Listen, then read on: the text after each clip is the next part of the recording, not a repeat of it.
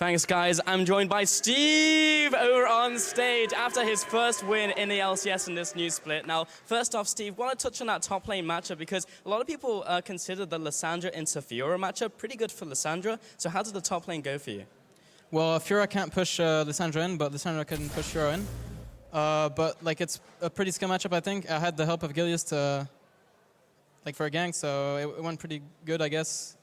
It's like it all depends on Fiora's W, like for either the W of Lissandra or her ulti. Yeah, for the zoning. And we also had that early game as well when you got that gank off and got the pressure down. And also looking at that game, you guys looked a lot more proactive than you were on day one. What changed between day one and day two in terms of shot calling and just how the team was feeling? Well, the team was feeling way more confident because, well, we had no idea how G2 would play, and they played pretty well. Like, our mid laner got a way better game, way better start this game, you know. Like, last game he TB'd top lane, and he lost a lot from that. Yeah, once the lanes were even, we just, I don't know, managed to close out the game. Just closed it out. And also, the support of the fans as well is pretty nice to have on your side. Now, one last question here. So, looking at the rest of the split, a lot of people are seeing your squad as kind of a ragtag group of players coming into this. But what do you see as like your outlook for the rest of the split? How much are you going to achieve?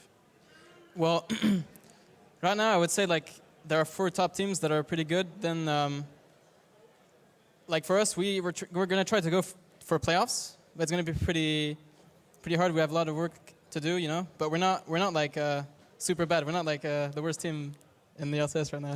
Well, looking at playoffs. Thank you very much, Steve. Congratulations once again on the win. We're going to head to a short break, but after we get back, it will be Vitality taking on Fnatic. But before we go, we're going to hear from Kasing and why he stayed in Europe.